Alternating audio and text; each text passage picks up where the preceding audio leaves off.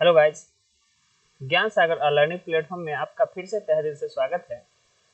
Guys, हम लोगों ने पिछली क्लास में क्लास 11th की बायोलॉजी की किताब की पहली चैप्टर जिसमें हमें पढ़ना है प्रॉपर्टीज ऑफ या फीचर्स ऑफ लिविंग थिंग्स, उसमें हम लोगों ने देख लिया था कि ग्रोथ और रिप्रोडक्शन किस तरीके से सजीव का यानी कि लिविंग थिंग का जो है विशिष्ट लक्षण नहीं होता है। अब हम इससे आगे वाली क्लासेस स्टार्ट करेंगे। अगर आपने पिछली क्लासेस नहीं की है तो कृपया डिस्क्रिप्शन में जाए, वहाँ आपको लिंक मिल जाएगी, वहाँ से आप उस क्लासेस को क्लियर करें और हमारे साथ जुड़े रहने के लिए चैनल को सब्सक्राइब कर लें। तो चलिए बिना समय गवाए हुए हम लोग क्लासेस स्टार्ट करते हैं। तो गाइस, जीवों का जो हम लोगों ने लक्षण देखा था, पहला तो हम लोगों ने देखा था वृद्धि और दूसरा हम लोगों ने देखा था प्रजनन। और उसमें हम लोगों ने देखा था कि कुछ जो नॉन लिविंग थिंग है वो भी वृद्धि करते हैं, ठीक है। कुछ नॉन लिविंग थिंग भी वृद्धि करते हैं, जैसे में चट्टान या फिर आप पर्वत कह सकते हैं, जिस पर ऊपर से जब बर्फ की परत जम जाती है तो उनकी लंबाई बढ़ जाती है, उनका वजन बढ़ जाता है, उनका भार बढ़ जाता है। तो इस तरीके से वो वृद्धि जो है सजीव वस्तुओं का जो है विशिष्ट लक्षण यानी कि एक स्पेशल लक्षण नहीं कहे जाते हैं। स्पेशल लक्षण कब कहा जाएगा? जब उसके अलावा दूसरे में ना हो, लेकिन ये तो निर्जीव में भी है तो इसीलिए ये विशेष लक्षण नहीं कहा जाएगा। तो उसी तरीके से हम लोग प्रजनन में भी देख लिया था कि कुछ ऐसे जीव भी है जो कि सजीव होने के बावजूद भी प्रजनन नहीं करते हैं, जैसे खच्चर। उसके बाद वर्कर बीज और जो हम लोग के यहाँ जो होते हैं क्या कहते हैं, बाज और बाजिन, ठीक है, जो कि ये नहीं कर सकते हैं, ठीक है। इसका मैं बताता हूँ, अनुवर मानव युगल, ठीक है, यानी कि जो युगल जो है यानी कि जो कपल जो है बच्चे को जन्म नहीं दे सकते हैं, तो वो भी तो सजीव ही होते हैं, तो उसको हम विशेष लक्षण कह सकते हैं? नहीं कह सकते हैं, क्योंकि एक्सेप्शन हो गया। देखिए, अब हम लोग इसके आगे चलते हैं और इसके आगे जो भी लक्षण हम पढ़ेंगे वो विशिष्ट होगा। जैसे देखिए,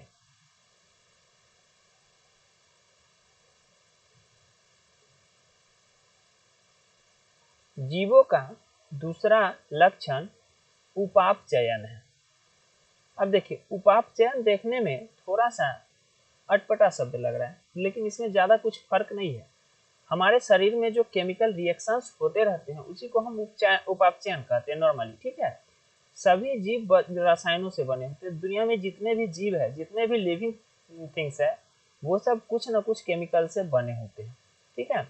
ये रसायन और ये जो केमिकल है, छोटे केमिकल हो सकते हैं, बड़े केमिकल हो सकते हैं, विभिन्न वर्ग के हो सकते हैं, विभिन्न माप के हो सकते हैं और विभिन्न क्रिया वाले हो सकते हैं। इस तरीके से अलग अलग प्रकार के जो है रसायन होते हैं, केमिकल्स होते हैं, जो अनवरत जैव अणुओं में बदलते और उनका निर्माण करते हैं। देखिए, अनवरत मतलब होता है लगातार, कंटिन्यूसली, ठीक है। ये केमिकल्स जो है कंटिन्यूसली रूप से क्या करते हैं, जैव अणुओं में बदलते रहते हैं और इनका निर्माण भी करते रहते हैं। ये परिवर्तन रासायनिक अथवा उपापचयी क्रिया है, ठीक है। ये जो परिवर्तन होता है कि केमिकल जो है जैव अणुओं का निर्माण करते हैं या उसमें बदलते रहते हैं, ये जो है उपापचयी क्रिया है। उपापचयी अभी जस्ट मैंने आपको बताया है, हमारे शरीर में जो केमिकल रिएक्शंस होते रहते हैं उसी को उपापचयी कहते हैं। सभी जीवों, चाहे वो एक कोशिकीय हो अथवा बहुकोशिकीय हो, ठीक है। कुछ ऐसे जीव होते हैं जो बहुत सारे कोशिकाओं से मिलकर बने होते हैं, जैसे मानव या उच्च कैटेगरी के एनिमल्स एंड प्लांट्स, तो ये सब बहुकोशिकीय कहलाएंगे। लेकिन कुछ ऐसे होते हैं जो एक कोशिका से बने होते हैं, जैसे अमीबा, ठीक है। तो इनमें हजारों प्रकार की उपापचयी क्रियाएं होती रहती है, ठीक है। चाहे वो एक कोशिकीय हो चाहे वो बहुकोशिकीय हो, उनमें हमेशा जो है उपापचयी क्रियाकलाप जो है चलती ही रहती है।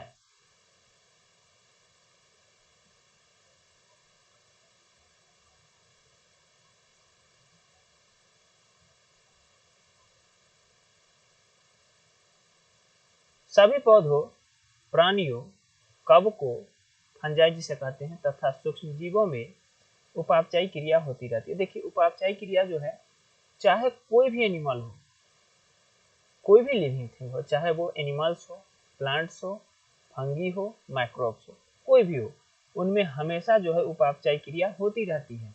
हमारे शरीर में होने वाली सभी रासायनिक क्रियाएं उपापचयी है क्रिया है। हमारे शरीर में जितनी भी केमिकल रिएक्शंस होती रहती है, ठीक है, चाहे वो छोटी हो चाहे बड़ी हो, चाहे ज्यादा समय का हो या कम समय का हो, कैसे भी रासायनिक क्रिया है, केमिकल रिएक्शन है, वो सब उपापचय क्रिया ही कहलाएंगे। ठीक है, किसी भी निर्जीव में उपापचय क्रिया नहीं होती है। देखिए, किसी निर्जीव में आपने केमिकल रिएक्शन देखा है? नहीं, किसी निर्जीव में केमिकल रिएक्शन कभी भी नहीं होता है। ठीक है, शरीर के बाहर कोशिका मुक्त तंत्र में उपापचय क्रियाएं प्रदर्शित हो सकती है। देखिए, अगर हम क्या करें, शरीर के बाहर अगर कोई तंत्र हम बना ले, जैसे सपोज दैट यहाँ पे मैं एक टेस्ट ट्यूब रख देता हूँ।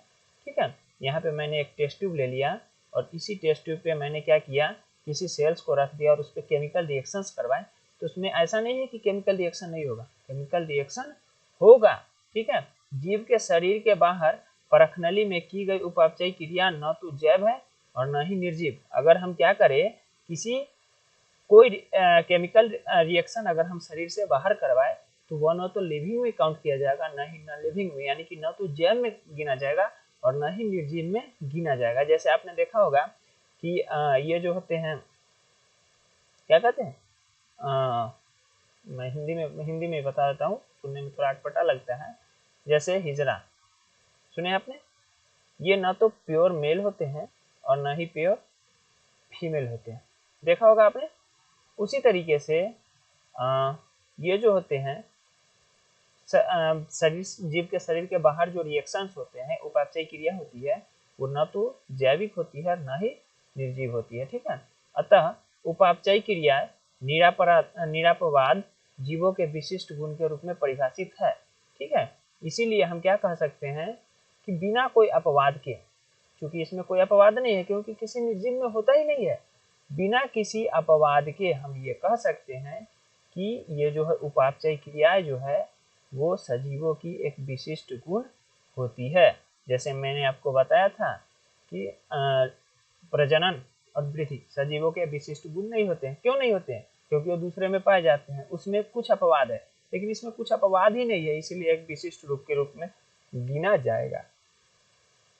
जबकि पात्रे में एकाकी उपापचय क्रियाएं जैविक नहीं है, यदि ये निश्चित ही जीवित क्रिया है। देखिए, यहाँ पे जो मैंने इस टेस्ट ट्यूब में मैंने जो शरीर के बाहर हम लोग टेस्ट ट्यूब में जब रिएक्शन किए, केमिकल रिएक्शन करवाए, तो अभी तुरंत जस्ट मैंने आपको बताया वो तो न तो जैव है न निर्जीव है। ठीक है, तब पर भी वो एक जीवित क्रिया है, वो एक लिविंग थिंग की तरह काम कर रहा है। ठीक है, अतः शरीर का कोशिकीय संगठन जीवन स्वरूप का सुस्पष्ट अभिलक्षण है। इसलिए हम कह सकते हैं कि शरीर का जो कोशिकीय संगठन है, कोशिका का जो रंग रूप है, जो बनावट है, जो एक्टिविटीज है, वो सब जीवन का एक विशिष्ट अभिलक्षण है, एक स्पेशल लक्षण है। और ये किसको डिनोट करता है? तो ये उपापचयन को डिनोट करता है। ठीक है, इतना आपको समझ में आया होगा, उम्मीद करते हैं। चलिए आगे देख लेते हैं, आगे हम लोग को क्या पढ़ना है। देखिए आगे क्या है, शायद सभी जीवों का सबसे स्पष्ट परंतु पेचीदा अभिलक्षण अपने आसपास या पर्यावरण के उद्दीपन हो। शायद सभी जीवों का सबसे स्पष्ट परंतु पेचीदा अभिलक्षण। अब देखिए यहाँ पे लक्षण जो है, प्रॉपर्टीज जो है, वो स्पष्ट भी बताया गया है और पेचीदा भी बताया गया है। अपने आसपास या पर्यावरण के उद्दीपनों, जो भौतिकी, रासायनिक अथवा जैविक हो सकती है, के प्रति संवेदनशीलता और प्रतिक्रिया करना है। देखिए, जितने भी जीव होते हैं, लगभग सारे जीव, 90 क्या 100% जीव जो है, उनके पास ये गुण होता है कि वो अपने आसपास में जो उद्दीपन हो रहे हैं, चाहे वो भौतिक हो, चाहे वो रासायनिक हो, या फिर चाहे वो जैविक हो, सबके प्रति वो संवेदनशील होते हैं और प्रतिक्रिया जाहिर करते हैं। जैसे देखते होंगे कि अभी क्या हो, सपोज दैट कि गर्मी का मौसम है और एक एकदम ठंडी ठंडी हवा चलने लगी, तो हमें थोड़ा सा सुकून मिलता है। ठीक है, क्यों? क्योंकि पर्यावरण के अकॉर्डिंग हम लोगों ने क्या किया, और संवेदनशील प्रतिक्रिया व्यक्त की। ठीक है, उसी तरीके से अगर ठंडा के दिन में एकाएक बहुत ठंड हवा चलने लगती है, तो हमें और ठंड लगने लगता है और हम और ज्यादा जो है गर्म कपड़े पहन लेते हैं। क्यों? क्योंकि हम लोगों ने पर्यावरण में जो भी भौतिक, रासायनिक, जैविक जो भी एक्टिविटीज हुई उसके प्रति हम लोग संवेदनशील थे और उसकी प्रतिक्रिया हम लोगों ने करना शुरू कर दिया। अब बताइए, कोई टेबल है, ठंडा के दिन में ठंडी हवा चलेगी, टेबल पर कोई फर्क पड़ेगा? कोई फर्क नहीं पड़ेगा। ठीक है, क्यों? क्योंकि वो सजीव है ही नहीं, तो वो स्पेशल एक निर्जीव का ही एक्टिविटीज है। हम अपने संवेदी अंगों द्वारा अपने पर्यावरण से अवगत होते हैं। ठीक है, हमारी जो संवेदी अंग होते हैं जिसे हम लोग सेंस ऑर्गन कहते हैं, उसकी मदद से हम लोग पर्यावरण से अवगत होते हैं। चाहे वो सुंदर सुंदर खाना का टेस्ट लेना हो, या फिर सुंदर सुंदर फूलों का सुगंध लेना हो, या फिर अच्छी अच्छी चीजें देखना हो, या अच्छी अच्छी गाना सुनना हो, या फिर ठंडक गर्मी ये सब महसूस करने के लिए हम लोग सेंस ऑर्गन का इस्तेमाल करते हैं। ये हमें क्या करता है? इन्वायरमेंट से अवगत करवाता है। ठीक है, पौधे प्रकाश, पानी, ताप, अन्य जीवों, प्रदूषकों आदि जैसे 12 कारकों के प्रति प्रतिक्रिया दिखाते हैं। देखिए, पौधे जो है आप जानते होंगे कि जिधर प्रकाश रहता है पौधा उधर की तरफ ही मुड़ता है। आप देखे होंगे एग्जाम्पल करके कि हम क्या करते हैं, किसी पेड़ के मूड़ी को यानी कि ऊपर वाले हिस्से को अगर हम तोड़ दे तो फिर घूम के ऊपर की तरफ जाता है। क्यों? क्योंकि वो प्रकाश के प्रति संवेदनशील होता है, प्रतिक्रिया करता है। वो जिधर प्रकाश होगा वो उधर की तरफ ही जाएगा, और जड़ को अगर कितना भी ऊपर कर दे वो नीचे की तरफ ही जाएगा, ग्रेविटेशनल को ही के तरफ ही जाएगा। ठीक है, उसी तरीके से अदर जितने भी जीव होते हैं वो सब क्या करते हैं, जितने भी एक्सटर्नल फैक्टर्स होते हैं उनके प्रति अपनी प्रतिक्रिया जाहिर करते हैं। ठीक है, उम्मीद करते हैं इतना आपको समझ में आता होगा। अगर कहीं पर भी डाउट हो तो कृपया क्लास के बाद जो है कमेंट जरूर करें, ताकि मैं इस डाउट को आपका क्लियर कर सकूं।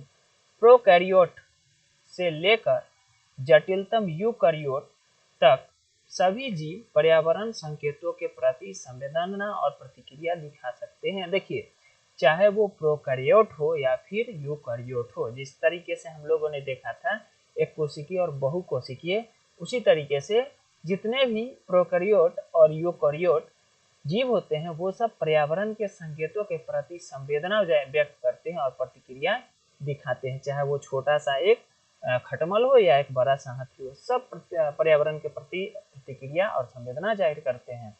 पादप तथा प्राणियों दोनों में दीप्ति काल मौसमी प्रजननों के जनन को प्रभावित करता है। देखिए, पादप हो या फिर प्राणी हो, ठीक है, या फिर प्लांट्स हो या फिर एनिमल्स हो, इन सब में क्या होता है कि दीप्ति काल मौसमी प्रजनन के जनन को प्रभावित करते हैं। यानी कि दीप्ति काल समय के अकॉर्डिंग जो प्रजनन होता है ये जनन को भी प्रभावित करते हैं। इसीलिए सभी जीव अपने पर्यावरण से अवगत रहते हैं। इसीलिए हर एक जीव जो है अपने पर्यावरण से अवगत रहते हैं, पर्यावरण के अकॉर्डिंग कार्य करते हैं। मानव ही एक केवल ऐसा जीव है जो स्वयं से अवगत अर्थात स्वचेतन है। अब यहाँ पे ध्यान से समझिए, मानव जो है खुद से अवगत है, खुद क्या करता है, खुद क्या नहीं करता है, खुद इन्वायरमेंट में क्या चेंजिंग करता है, ये सब मानव जो है अपने दिमाग में फिट कर सकता है, उसके अकॉर्डिंग भी वो सोच सकता है। ठीक है, इसीलिए चेतना जीवों को प्रभाषित करने के लिए अभिलक्षण हो सकते हैं। इसलिए जो चेतना है, ठीक है, सतर्क होना जिसको हम कैंसर्स कहते हैं, ये जो है जीवों को प्रभाषित करने के लिए एक बहुत ही महत्वपूर्ण लक्षण है। ठीक है, चलिए नेक्स्ट की तरफ देखते हैं। आखिर नेक्स्ट में थोड़ा सा और क्या पढ़ना है, थोड़ा सा और है, उसके बाद है आपका जीव में विविधता। तो ये क्लियर कर ही लेते हैं आज, ठीक रहेगा।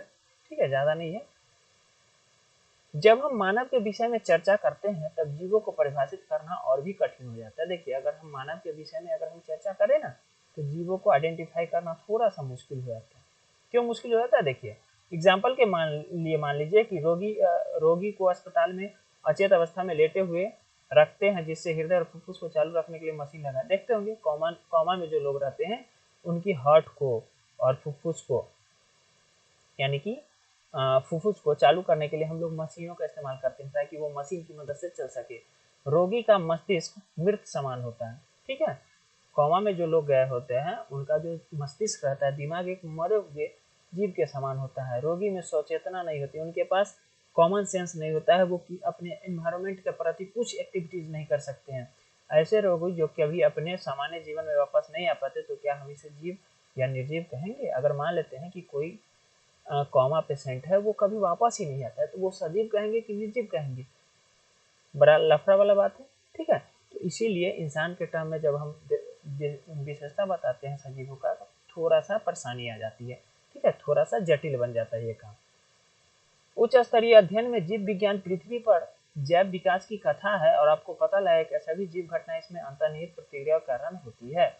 देखिए क्या बोल रहा है कि उच्च स्तरीय जब अध्ययन किया गया तो उसमें पता चला गया कि जीव विज्ञान पृथ्वी पर जैव विकास की कथा है, ठीक है। पृथ्वी पर जो जैव का विकास हुआ उसकी जानकारी हमें किससे मिलती है? जीव विज्ञान से मिलती है। आपको पता लगेगा कि सभी जीव घटनाएं उसमें अंतर्निहित प्रतिक्रियाओं के कारण होती है, ठीक है। जब आप उच्च स्तरीय अध्ययन करेंगे, बायोलॉजी को अच्छी तरीके से पढ़ेंगे, तो आपको पता लगेगा कि अंतर्निहित प्रतिक्रियाओं के कारण जो इंटरनल जो एक्टिविटीज होती है उसके कारण ही सारी जीव घटनाएं होती है। उत्तकों के गुण कोशिका में स्थित कारकों के कारण नहीं है, बल्कि घटक कोशिकाओं की पारस्परिक प्रतिक्रिया के कारण है। देखिए समझिए यहाँ पे ध्यान से, ये थोड़ा सा कंफ्यूजिंग पॉइंट है।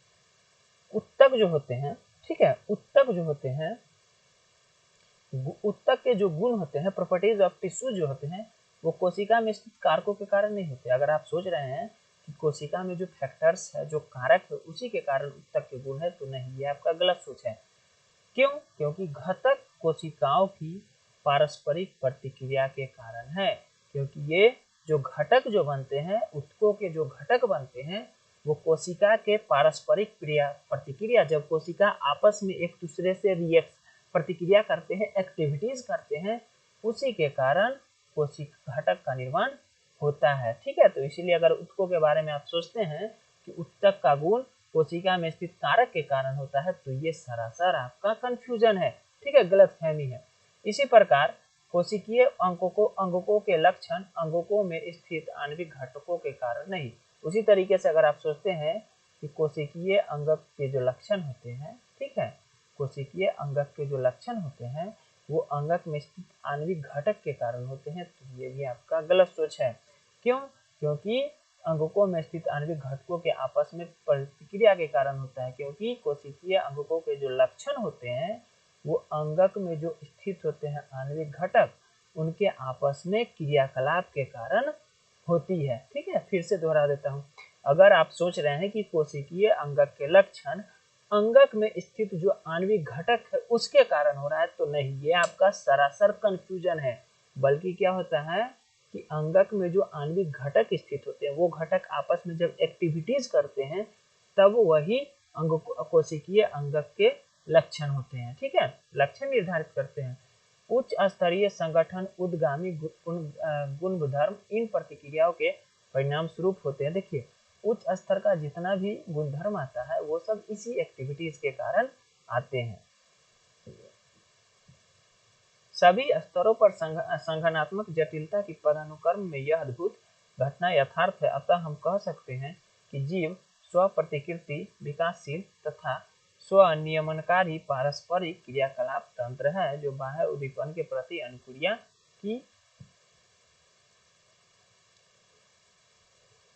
की क्षमता रखते हैं। देखिए हम कह सकते हैं कि जो जीव होते हैं वो स्व प्रतिकृति मतलब होता है अपने जैसे कृति निकालना, अपना जैसा जीरोक्स निकालना। जैसे हम लोग, इंसान क्या करता है, अपने जैसे बच्चे को जन्म देता है ना, कोई भी जीव अपने जैसे बच्चे को जन्म देता है।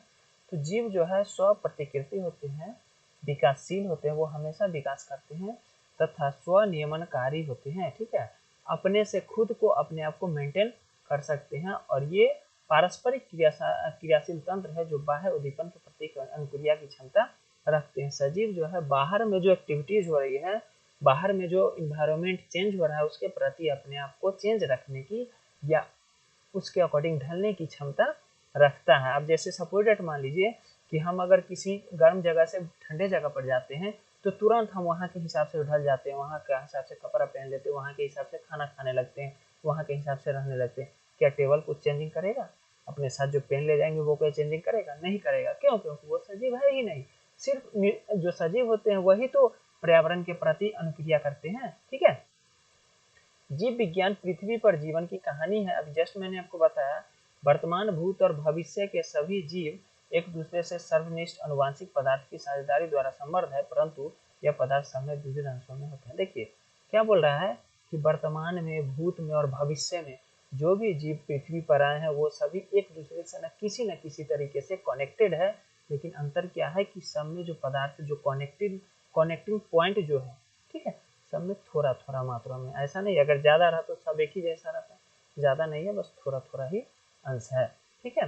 तो आपको उपापचयन की प्रतिक्रिया, उपापचयन और उद्दीपन की प्रतिक्रिया समझ में आ गया होगा, उम्मीद करते हैं इतना। तो आज की क्लासेस हम लोग इतना पर ही ख़त्म करते हैं।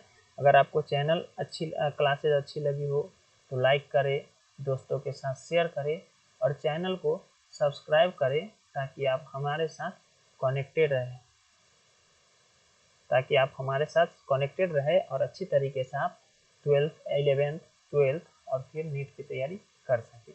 तो आज के लिए बस इतना ही, क्लास फिनिश करते हैं। क्लासेस देखने के लिए धन्यवाद।